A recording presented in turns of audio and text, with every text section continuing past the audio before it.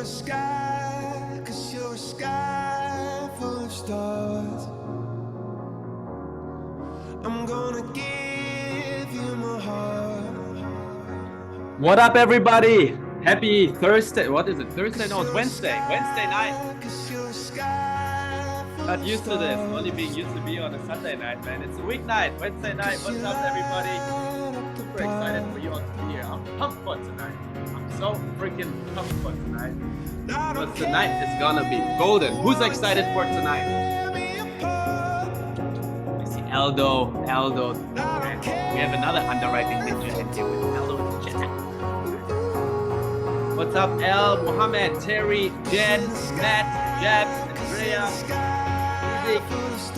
Let's give it a minute here until we have people roll in.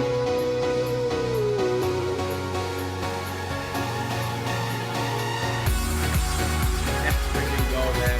Where you guys dialing in from here tonight? I want to pump up the room a little bit before we hand it over to our ninja. I want to know, where does everybody dial in from? Because today we talk about market research, guys.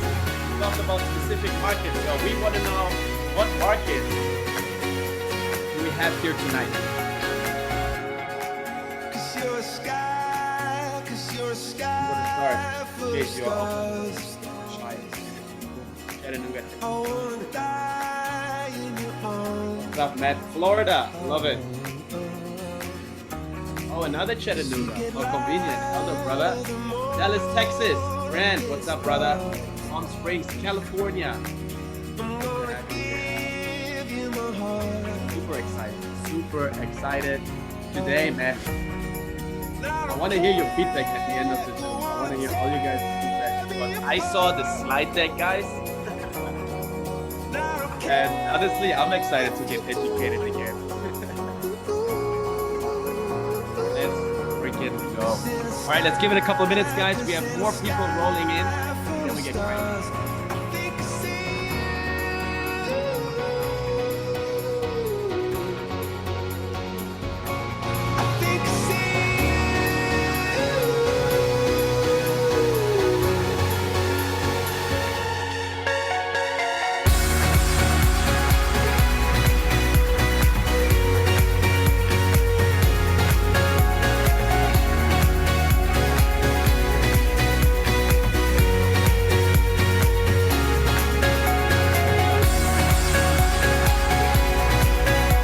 All right, guys, just because underwriting Zoom doesn't mean we can rattle up the room. Let's make sure we put our IGs in the chat because we all want to be connected. You always want to connect, guys. Put it in the chats, put it in your name. Let's freaking connect, guys.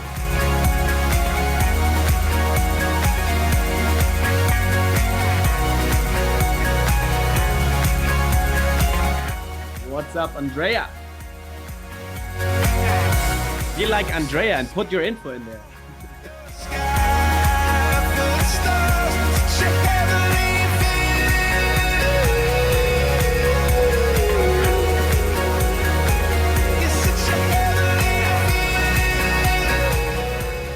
We got a legend joining us here. It's the Trevor Walker.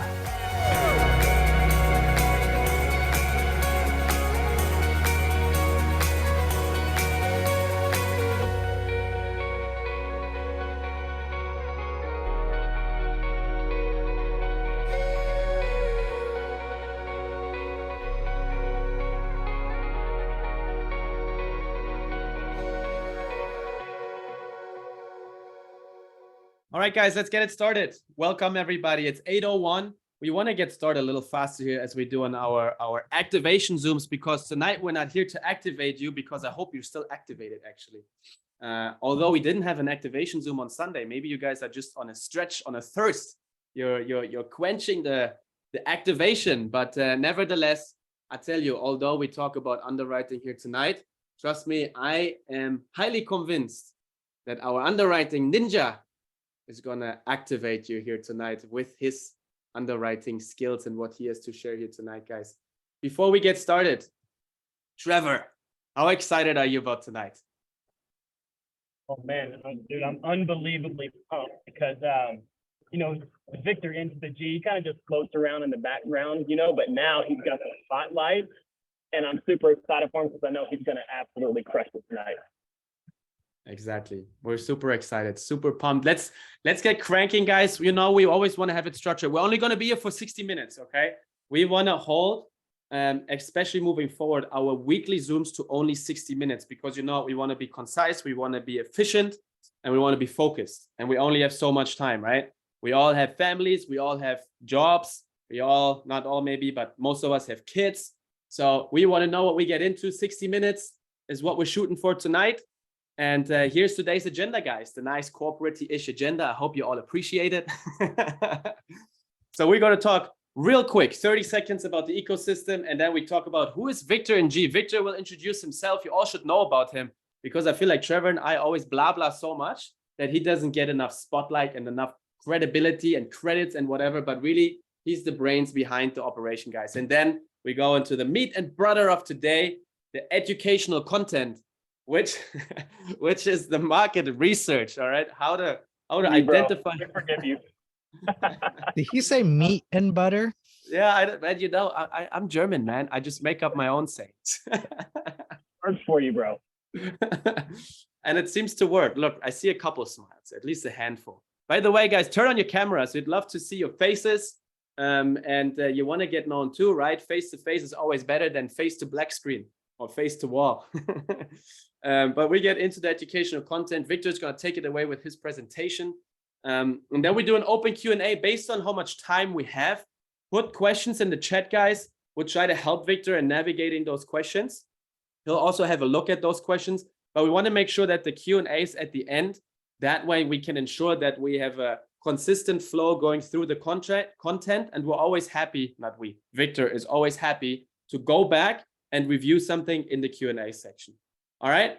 With that being said, real quick, what are we doing here? Community ecosystem. Trevor, why don't you take those 30 seconds and run us through this for everybody that hasn't seen that yet for whatever reason? Yeah, just a quick rundown here. We have the Multifamily Freedom Chasers ecosystem, which we're super pumped about. Like any living thing that needs to grow and develop, you need to get plugged into an ecosystem to help facilitate that process. And we have the Freedom Chasers ecosystem. Shout out to our community leaders who they do really the heavy lifting when it comes to the ecosystem. But hey, here it is in a nutshell, the different segments. On Sunday, you got to get activated, but that activation needs to be applied. It needs to be put in motion.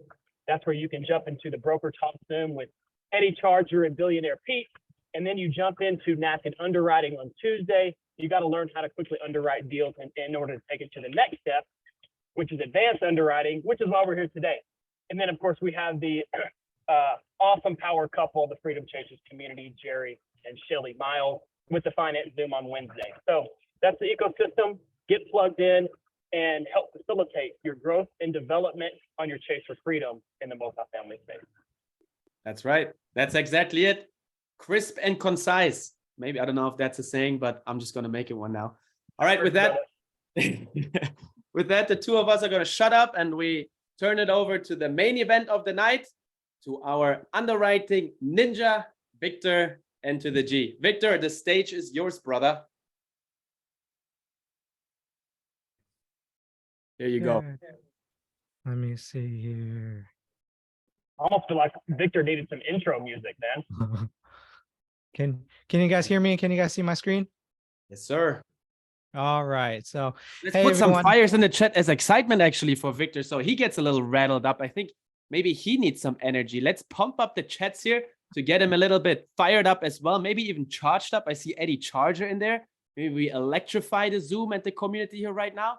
So we get it really pumping and the blood flowing for something that usually might be a little bit more slow and boring. But I guarantee you tonight, the underwriting is not going to be boring. So you're going to be zoned in for 50 minutes here.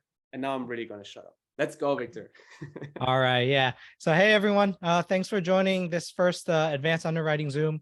It's been a long time coming, and I had some planning on how I wanted to structure this meeting. So thank you all for your patience. So for those of you who don't know me, my name is Victor. I'm the underwriter for us, the Multifamily Freedom Chasers. I am a pharmacist by training and work a W-2 in the pharmaceutical industry as a drug safety scientist.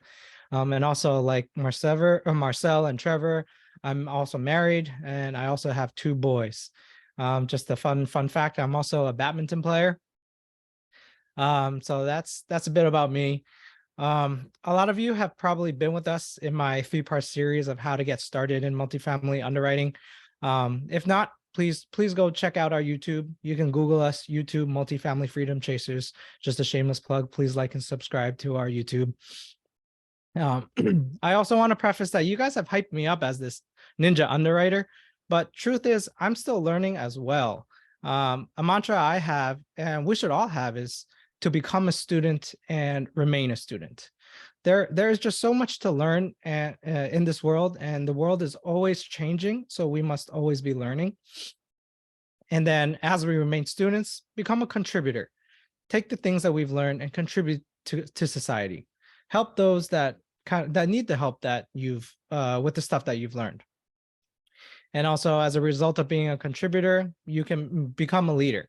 So we've all seen this now in our ecosystem, in Peter St. Martin and Eddie Charger with the broker calls on Mondays, Eddie and Ed with the underwriting on Tuesdays, Jerry Miles on Wednesdays with the debt market. Now, the greatest leader isn't necessarily the one that does the greatest things, but he or she is the one that gets people to do the greatest things. So, I mean, I have no doubt that some of you on this call will become, or maybe already are, way more successful than any of us. I just hope that you can remember to be a contributor as well, and to become a contributor to this entire community, so everyone can do bigger and greater things than we can ever do on our own.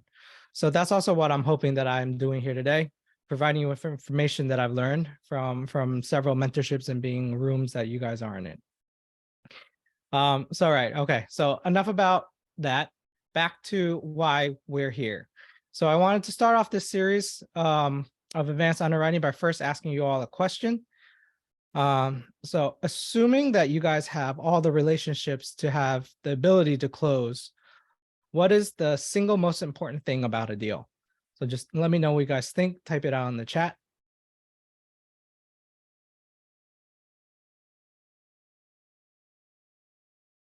Yeah, I see lending, IRR, location, the market, numbers. Right. So location, to me, location is the #1 most important thing.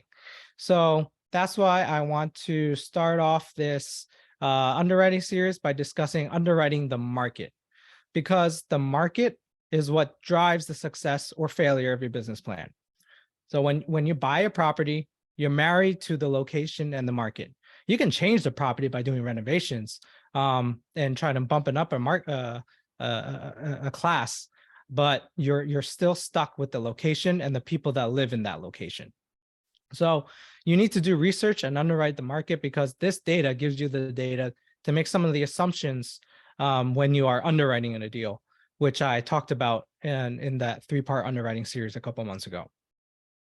So pop quiz. What are the underwriting assumptions we're making when we are analyzing a deal? Who remembers what they are? If you guys want to just type that in the chat if you guys remember or have any guess.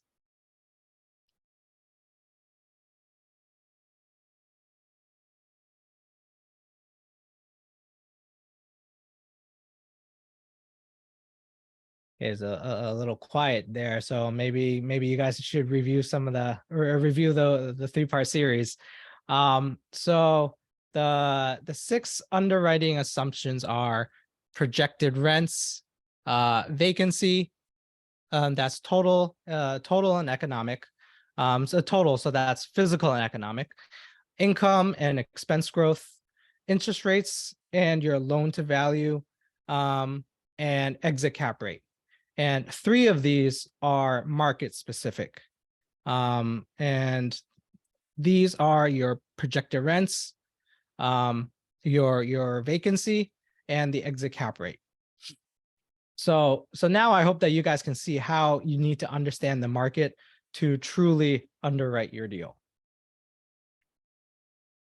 Okay, so I wanted to bring things back to the beginning, and we're going to talk about how to decide on picking markets to invest in, whether you're an active investor buying and operating your own deals as a syndicator, or even just as a passive investor. So I think it's important that before you even think about looking at properties and underwriting them, that you should first understand the market and it's in, and decide whether you want to be in that market or not. So that's why I believe understanding the local market is arguably more important than the property itself, because the market is going to dictate how that property performs. So what are we going to look at today? We're going to discuss picking markets to invest in. We're going to talk about local versus remote markets. We're going to go into see what it takes to determine a market strength.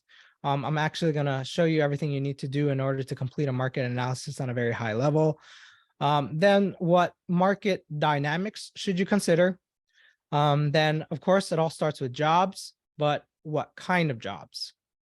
So who here thinks that jobs are jobs and that all jobs affect the economy, the population, and housing demand equally? Do all jobs have an equal effect on the demand of units in the local market? Type in yes if you think they do, or no, not all jobs are equal. Yeah, I see most no's. I see a yes here and there, but yeah, I'll talk about this when we get there. And then also, questions you should know the answers to inform your investors when pitching a deal. Or if you're looking to be a limited partner and investing in a deal with a sponsor, what questions you should ask them to see if they did their full due diligence. Then it wouldn't be a Victor Zoom if I didn't leave you with homework, right? So there's going to be some actionable items for you to take away with.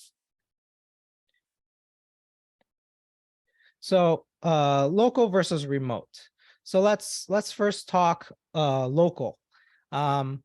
So why would we want to invest locally even though our market may suck? Maybe we have an expensive market. Maybe we don't have a lot of job growth. It's stagnant. Why would it still be important to invest in your local market? So boots on the ground. Just because you're not investing there doesn't mean other people aren't. So you can still build relationships and maybe get a strategic partnering role as boots on the ground. Local relationships. You may already have local relationships with lenders, appraisers, brokers, owners, title companies, contractors.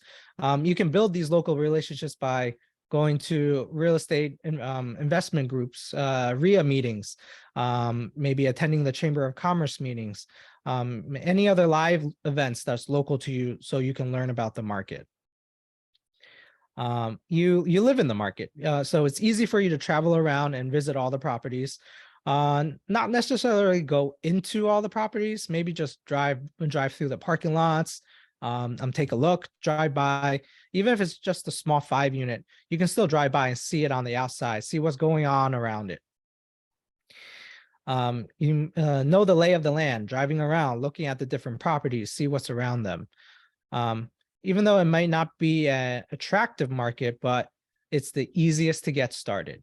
So you don't have to go out and build relationships in a specific market when you may not have opportunities that might pop up. Whereas in your local market, even if there aren't any real opportunities there, you're building those relationships, so you can still be active in that local market. So don't discount your local market. You can still build relationships and find other people that are investing there. Then you have remote. So you're not boots on the ground. There's risk there because you can't walk the market on a consistent basis unless you're willing to drive or fly to that market periodically. You rely on remote relationships. So one of the things that you're going to find that's going to be difficult to do is identify a market and staying in that market. So you'll say, okay, I'll want to invest in Boise, Idaho. That was like the hot market a year ago. So you'll start to look at that market. You start to build relationships, and then you're going to realize, or at some point you will realize whether it happens or not. It's all hypothetical, but say there might not be opportunities for your own for the buy box that you're looking at. So everything is really stinking expensive, even though it's got great economics, great job growth, great population growth. Rent's gone stupid highs, but it's way overpriced. And you spent the last 6 months building relationships in that market, and you're like, man, I might have screwed this up. I got to go find another market. So when you're relying on remote relationships, it's tough to stay in one specific area. Unlike your local market, your boots on the ground there, it's something that you can just turn on or off at any given time. So there's a little bit of risk there when you go remote. Travel time and cost. When you actually find an opportunity, you're gonna have to travel. You're gonna have people tell you that you can do this job from your desk in the comfort of your own home or in your home office. I'm gonna say BS. Don't do that. Go visit the property. Go walk the comps. I don't care if it's 1,000 miles away. If you don't want to travel and spend the money to travel, then don't invest 1,000 miles away. There will be travel time involved. There will be costs associated with this. So there's a little bit more risk when you're dealing with remote. But you can pick good markets. You don't just want markets with good demographics. You also want markets that are affordable, markets that you can have relationships in. So don't just go pick markets and then start going out and try to find opportunities. You got to build local relationships. If you find the opportunities before building relationships, you're putting the cart before the horse. And lastly, there's more opportunities than a local market. So what does it take to determine a market's strength? What if I told you that you can predict the future and predict what the rental demand is in the future for any given market? Do you guys believe me? Put a magic wand in the chat if you think that's a great power to have. And it's an important piece of information to know when you later underwrite a deal. So it will be like looking into a crystal ball, right? So you can actually do this by using data-driven analyses to predict the future based on certain metrics in the local economy.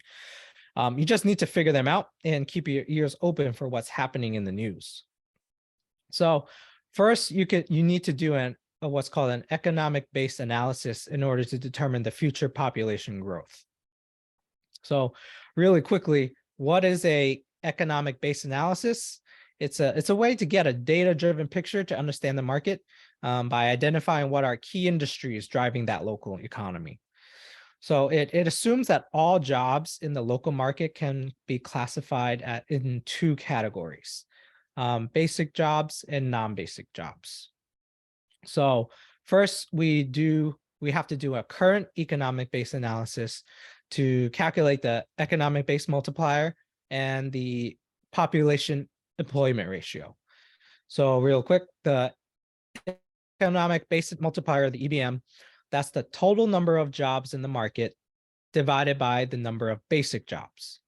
So I'm going to be saying this term a couple of times, basic jobs. Keep that in the back of your mind. There might be a quiz later. And population employment ratio, that's the total population divided by the total number of jobs. So the reason why population grows when a major employer comes to a market is because of a multiplier effect from external money coming into the market that's then being spent in the market, and that creates a ripple in the economy. And that ripple can be calculated. So once you've calculated these two metrics, this will allow you to predict the future.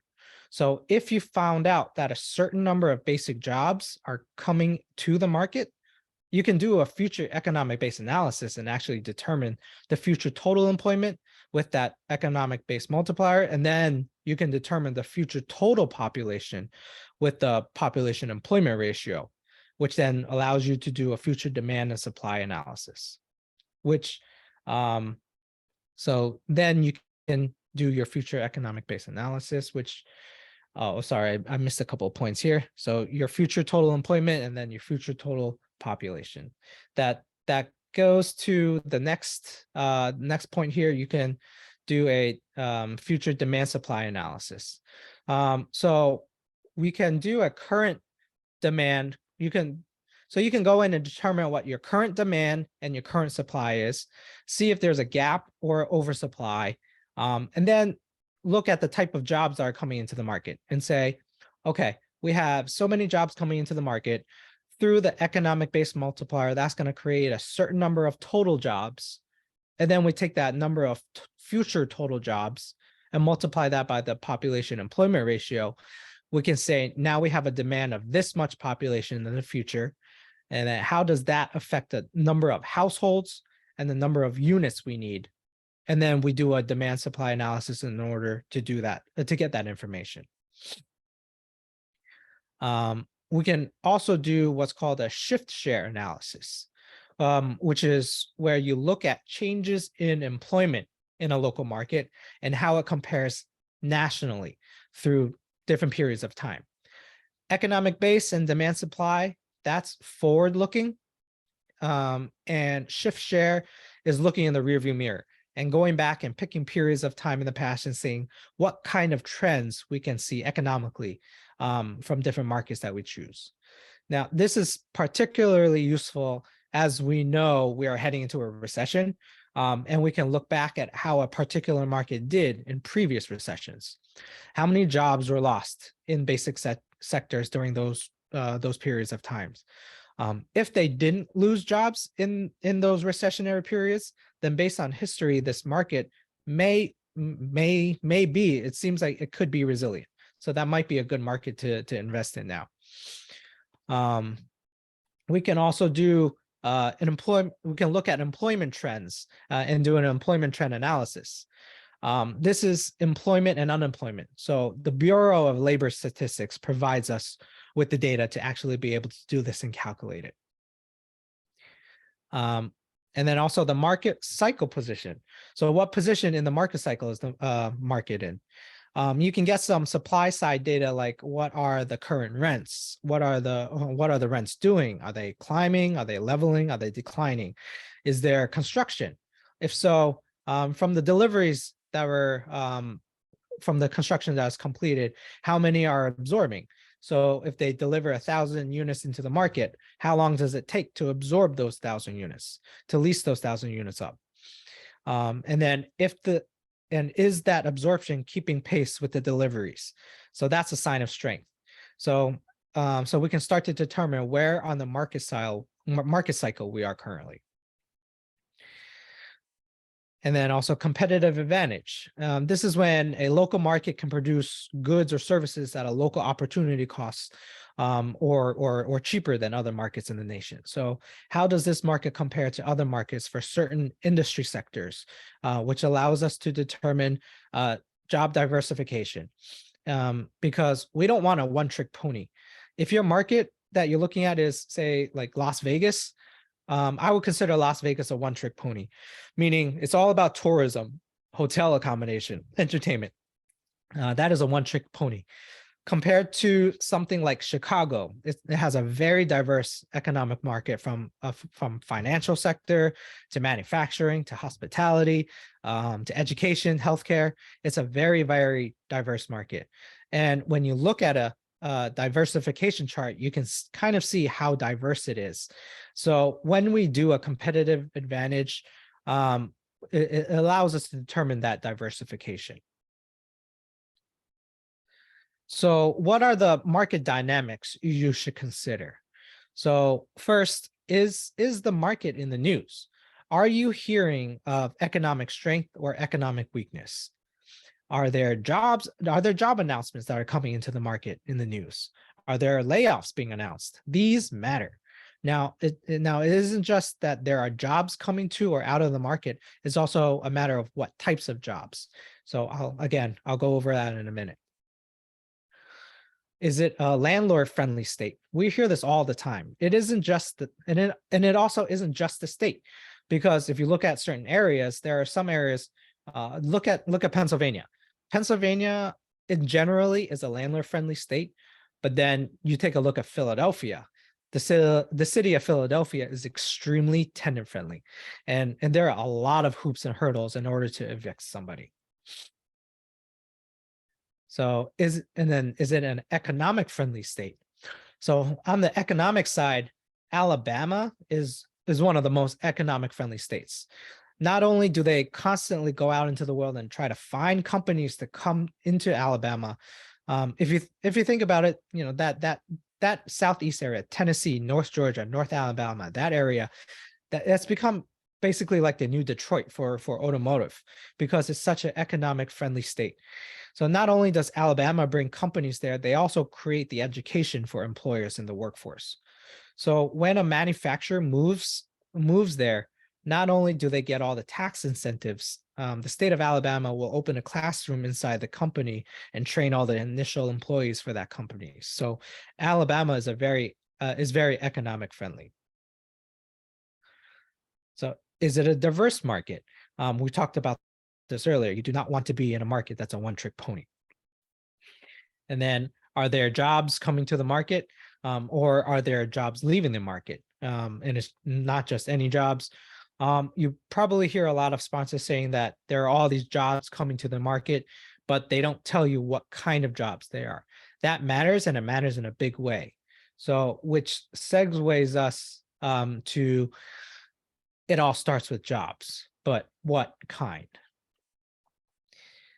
So like I mentioned before, there are two types of jobs. There's export sector and there's support sector. So export sector is considered a basic job, and support sector are non-basic jobs. We are only focused on export sector jobs. So in economics, what matters is the amount of money that's being poured into the market, and then that money being spent around the market. So what an export sector job means is that company provides goods or services outside of the local market where money is being spent, and then brings that income back to the market by paying the employees at that plant or facility, who then take their paychecks and they spend that money in the local market. So the money is made outside of that market, and that money is brought in and spent inside the market through the employees. That is considered an export sector job. So let's take an example. It's a car manufacturing plant. For example, the Volkswagen plant, only because Marcel here works for them. So a Volkswagen plant is an export sector employer. They sell cars all over the world after they manufacture them. And then Germany pays the employees inside that plant to go into the marketplace and spend their money. A support sector job, let's say, on their way to work, there might be a Dunkin' Donuts. So even though Dunkin' Donuts might be a national brand, the people that spend the money inside the Dunkin' Donuts are local people. So then local people are paid the paychecks from that money being spent at that store, and then they spend that money in the marketplace. So this is a support sector. So you gotta take a look at where the money is coming from. We follow the money. If the money is coming from outside of the market, it's an export sector job. It's a basic job. If the money is coming internally from inside the market, like a restaurant, auto parts store, a Home Depot, retail facility, barbershop, nail salon, these are all support sector companies that the people within the market spend the money, and the people that get paid spend that money inside the market. So that money just gets circulated internally in that local market. So that's a non-economic sector. And although we love the fact that someone bought a Dunkin' Donuts franchise and hired 10 people to work there, we're not going to utilize that data when we look at our economic base. So we're only concerned on export sector. So follow the money. So the export sector jobs is what makes a market grow or make that market contract. So if we have export sector jobs coming into the market, let's use that Volkswagen plant as an example. Let's say they said that they're gonna bring 4,000 jobs. We can take that 4,000 jobs and multiply that by the economic base multiplier. Remember, the EBM is the total number of jobs in the market divided by the number of basic jobs. So what does this mean? So this multiplier tells you how many total jobs is supported by one basic job bringing money into the market. So let's say the EBM is 2. that means that you will have a total of 8,000 jobs being created because of the 4,000 coming from Volkswagen. So if my population employment ratio is another 2, that means I take that 8,000 total jobs and multiply by the population employment ratio of 2, which means I will have a future predictable population of an additional 16,000 people because of those 4,000 jobs. So once I know my future population, I can now add that to my existing demand supply analysis, and I can create a future demand for the market. Like how cool is that? So an export sector job is what drives the market, and support sector jobs are created as a result of the export sector jobs, and that's because of the economic base multiplier. So if you're a passive investor and you're looking at investment opportunities from many sponsors, you don't need to know all of that, except for the fact that you want to know about the export sector jobs. You want to look in the news, look at the news at the market, identify any economic activity, because you're gonna rely on your sponsor to actually bring you the opportunity, and then make a decision from there. So what kind of questions should you be asking? And then also, if you're an operator looking to acquire properties and raising capital for investors, you should be able to answer these questions for your investors. So how many jobs are projected in the next 2 years? So if you ask that question, follow that up with, do you know the difference? Do you know the difference of the types of jobs that are being projected? So if they're telling you there are 2,000 export sector or basic jobs coming, that's good. If they say that there are 2,000 jobs coming and you ask them what kind of jobs and they say jobs are jobs, they need to do a little bit more homework. What is the population projected to be in the next 2 years? If they say, oh, in 5 years it's going to increase by X, Y, and Z, so then in 2 years it will be this, then that means they went to the Census Bureau and they looked at the housing survey, which said that the population is going to be this in 5 years. They don't know how to predict the future. So then if you ask them, you follow out, how do you make that determination? So what are the strong employment sectors in the market? If they just start listing the top employers, stop them and ask them, I want to know what the strong employment sectors are in the market. So we're talking about NAICS sectors, the North American Industry Classification System. So that's manufacturing, education, accommodation, entertainment, financial and insurance, trade and transportation, healthcare, government. These are employment sectors. If they can't tell you, if they can't tell you what the sectors are, they didn't do an economic base analysis. Next, how has this market handled previous recessions? You know where the market is going. You know that there's a recession coming. You can know if they did a shift share analysis. If they just start saying things that sound good, ask them, how do you know? How did you determine how this market did in previous recessions? If they don't start talking numbers and details and dates and examples that are in a shift share analysis, they're just regurgitating something that they read in the news. So again, we all know a recession is coming. If you do a shift share analysis and look at how the basic employment sectors did in previous recessions, you can get a sense of how resilient that market is, and hopefully can give you an idea of how it will fare in upcoming recession. Next, where is the market in the current real estate cycle? They'll tell you expansion, oversupply phase. Ask them, how did you determine that? If they say that they looked at rents, vacancy, delivery, absorption, they know what they're talking about. But if they say that they have the most recent Dr. Mueller's cycle chart report, and it states that it's in this phase, they didn't analyze the current market. Even though the Dr. Mueller's cycle chart is a beautiful chart, it's about 6 months behind. And then what is the projected demand? And what's the projected demand in 2 years? If they did an economic base analysis, they should be able to project how much demand there is going to be in 2 years. If they say that they can't predict demand in 2 years, you can say you actually can. So if they gave you a number, ask, how did you make that determination? Did they actually go in and do that economic based analysis and take that future population and turn that into a future demand supply analysis? So in conclusion, if you're looking to passively invest in a sponsor's deal, you should ask these sponsors certain questions so that you don't have to go and learn how to do an economic based analysis or a shift share analysis, or how to identify diversification in the market, or do a competitive analysis or a future demand analysis. Instead, you can just ask your sponsors these right questions, determine what markets you would like to invest in by listening to the news, and identify what's coming. If you're an operator acquiring deals and raising capital from investors, these are questions you want to know the answer to and communicate them to your investors.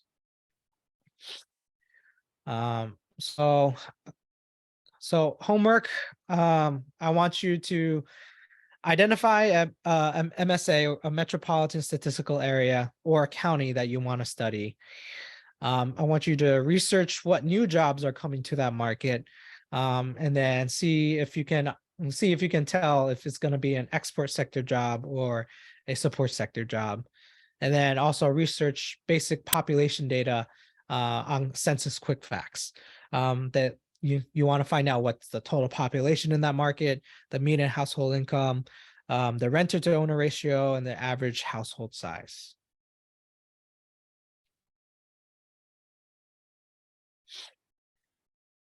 So I know I went that pretty fast, but this is a lot of information, and might need you to digest a little bit, but we can open it up for a quick Q&A. Before we do that, Victor, I want to make sure we get the audience a little bit of a chance to give you some feedback here. Did you guys I'm not even asking it, and you already get some fires there. Guys, has this been valuable to you guys? This was 30 minutes of advanced, high level. I wouldn't even get into underwriting yet, but this is the baseline of underwriting. This is what you need to do if you are a professional multifamily operator, syndicator, whatever you want to call it, right? This is the work that needs to go into it. You know, I mean, trust me, there's a lot of hobby investors out there. And honestly, between you and I, you know, we started as hobby investors and we're still on the verge, right? We're still learning all this stuff. Specifically, Victor has been diving deep into this stuff. I don't know if he's sending those stilettos there. But this is what it takes, guys. You know, a lot of times we see this shiny object. Oh, just find a deal, yada, yada, close it, you know, and it's going to work itself out. Just send me your money and we get a 2x return in 5 years. Well, if that works out 9 times out of 10 times, that's a catastrophe, right? Because that means that one time you lost all your investors' money.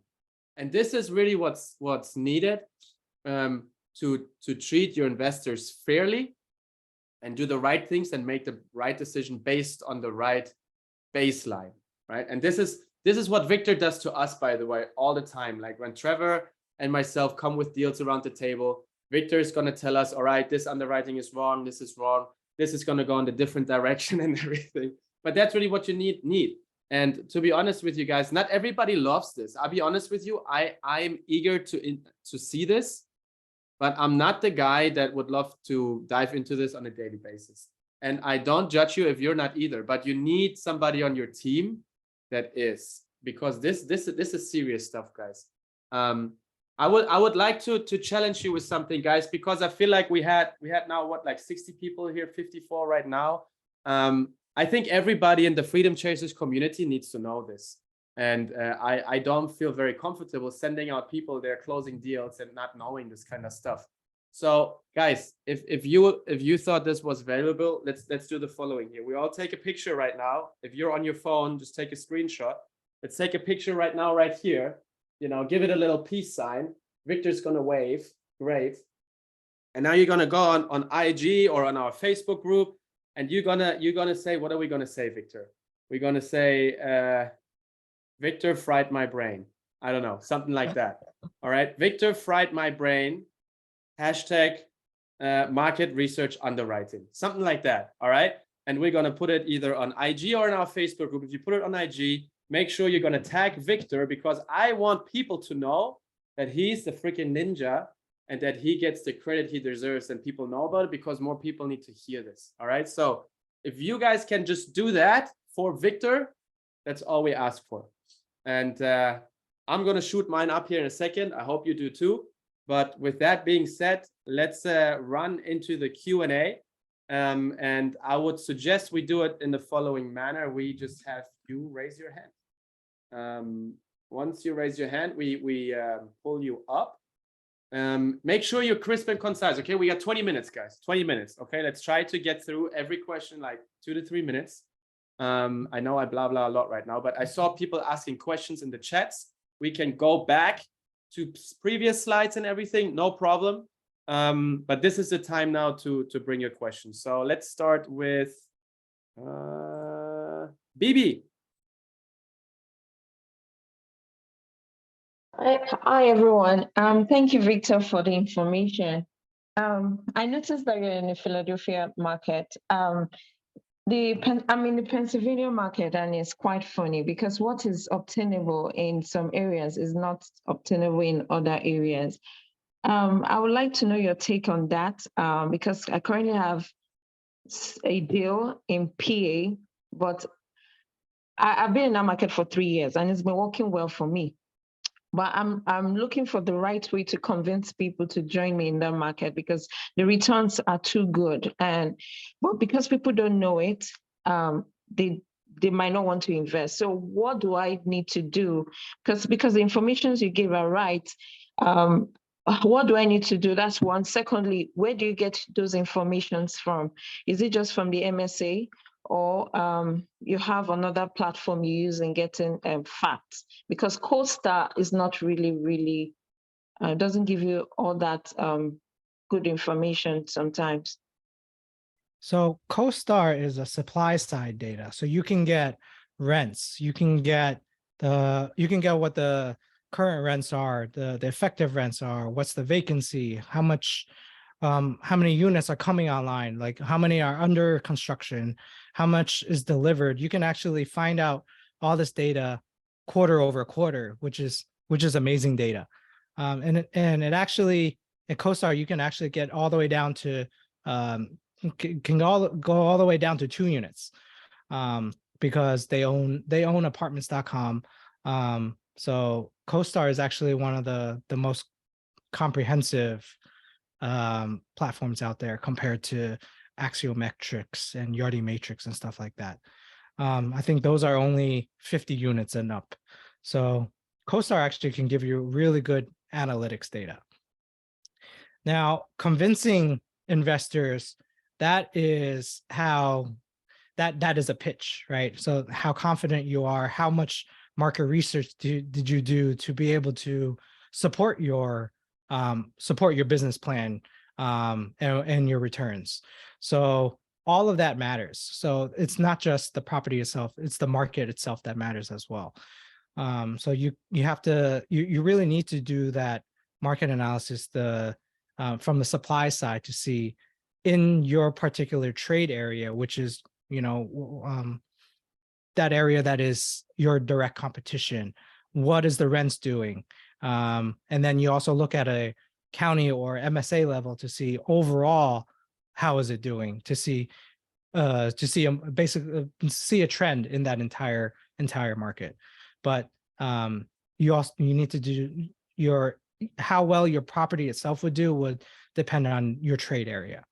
But again, all of it is your research and how you deliver it to your investors. It's a story that you need to sell.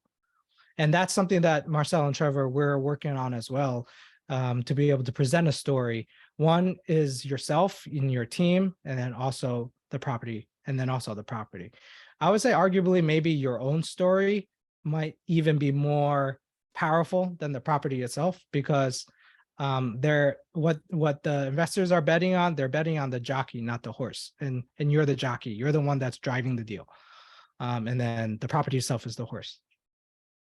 That's right. And one thing I forgot to tell you guys, actually, what's mega important is the following. This was absolute 101. And if you guys have been part of Victor's underwriting sequence a couple months ago on how to get started in multifamily real estate, in underwriting, this will build on one another. All right. So this is not a one-time show. That's why you have homeworks. If you're serious about this, do the homework, come back with the homework next week. Throw stuff in the Facebook group. What are you encountering? What are your results? Next week, we take the next level, or in 2 weeks, whatever the cadence will be. And then there is going to be 201, and then there's going to be homework again, action items. So this is not just blah, blah slides like in college lectures. These action items are what's going to lead you to consistently take action and learn and improve. Right, and actually move the needle week by week by week. All right. So I know a bunch of guys that are in here actually were part of this underwriting, of this three sequence that we did, 3-part sequence. And they made tremendous progress, guys. Tremendous progress because they just moved the needle consistently week by week. Okay. So this is the start here, and this is where you spread the serious from the I like to join a Zoom, get excited for a day, and then drop everything because it will get hard, right? All right. Well, with that being said, let's bring up the next one here. Michael, let me unmute you.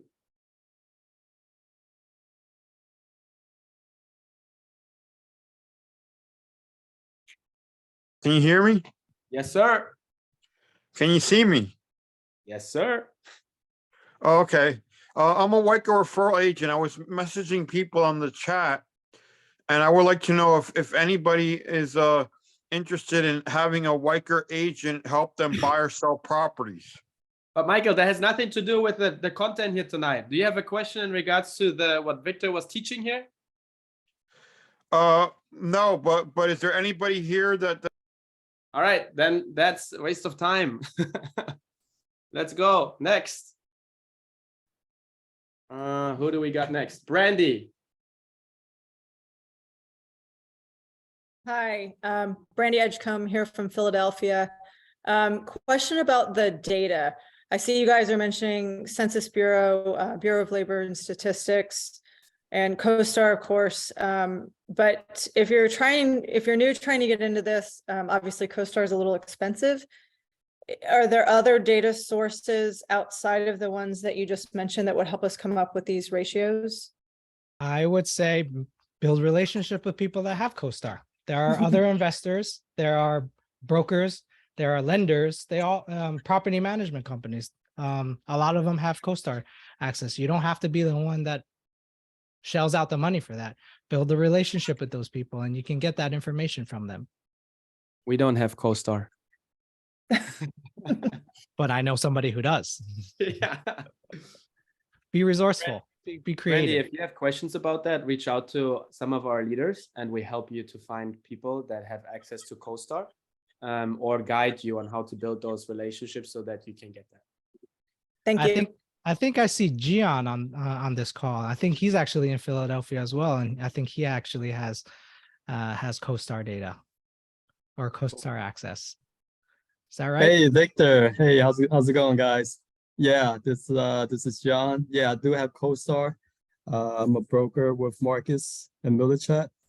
So yeah, I have that for work. It's pretty awesome. Exactly what Victor said about CoStar. It's the rent comps, sell comps, everything. Yeah, so if you want to put out your information, we could, and then people can reach out to you. I know, Brandy, you said you're in Philadelphia too, right? So that might be really, might be a good relationship to have right now. So aren't you glad you're in this room? Nice. Let me unmute Brandy again. She was muted again. Thank you. Brandy, you should. The next thing you should do right now is message Gian and actually meet him because you want to know your local brokers anyway. I'm already on it. There you go. Love it. Thank you. Awesome. All right. Do we have any more questions? Everybody got everything. Victor was talking only amateur stuff. Everyone is already further advanced. I love it. Come on, there's got to be at least one more question. If not, I'm gonna unmute Aldo because I know that he's got jabbed down some questions and he's just shy now. I am not shy. There's just so much information on here. I don't even know where to start. No, this has been amazing, guys. Thank you so much. I don't know, maybe some follow-up would be great on some of these ratios. You mentioned CoStar. So basically CoStar has all of this information that we can use to develop these ratios, Victor. Is that what you're saying? So I'll go over further in future sessions on deeping diving into these Yeah, ratios. Perfect. Yeah, that's great. And in fact, you know, to the CoStar report thing, we just got from one of our lender contacts, we got a very nice report on a market/submarket that we're trying to invest in. So yeah, brokers, most of them have CoStar data. So definitely brokers are somebody that you should ask them for. It's really simple usually, right? To get that CoStar data, as long as you're actively seeking it from your connections. Cool, good stuff. And I see some people asking in the chats, can we do a case study? Yeah, questions like that. Can you underwrite a market? It's not as simple as a napkin underwriting, throw it in a spreadsheet, you know. It takes a little bit more into it, and we don't want to jump the gun because, like I said, what Victor has showed you right now is about 17 pages. I saw his deck about this, and it's not finalized yet, and it has 66 pages. just so you're aware, this was like the start, right? This was like the introduction. So Victor, let's do the following. When is the next one, Ryan? Probably in 2 weeks. But we'll talk internally. But likely it's going to be in 2 weeks, same time. Victor, let's do the following. Let's throw some of the calculations, right? Like we did back in the day when we had the sequence, the underwriting sequence. Let's throw some of these calculations that we talked about today into the Facebook group, right? Give a little bit context there, like you have done in the past. Maybe even recite these questions so people know what questions to ask, and also the homework. So you can recap that session here today in the Facebook group so people can see what their next action step is going to be, right? So guys, yeah, I'll go over these ratios in more detail in the later sessions so that I don't want you guys to try to bang your heads on this. This is kind of a 101, having you guys be introduced to these concepts first, and then we'll go over it in more detail. I love it. So it's really only the homework, right? Yeah. So guys, that's why this homework is a little bit more, more basic first. Get some basic information first, and then we'll use this information in the future sessions. Awesome. Who's gonna do the homework? Put a 1 in the chat if you're gonna do the homework, or if you're just here to look at it and do nothing. We'll hold you accountable to it. Let's make sure. Hey guys, if you do the homework, actually, I'm gonna challenge you now. Once you finalize the homework, either take a screenshot, post it in the group, or whatever you found out, post it in the group. Okay, we gotta encourage everybody else. Remember, you want to be an example to somebody else. You want to be a leader. No, you don't need to have permission to lead. So throw that in there. If you do the homework, throw it in there so people see you taking action. All right. So that's it, guys. That's it for tonight. Let's quickly bounce back because we have an announcement, obviously, for what happens next in our community, right? So let me share my screen real quick, because we don't just let you go and then say see you at some point again. Hopefully my internet doesn't crash. Looks like I'm still here. I feel like we got past that point, Victor. You're not. For now, you're still here for now. I'm still here for now. Yeah, exactly. It's already starting to mess around. Anyway, guys, here again. You hear me? Yep, hear you. All right. My God. We will see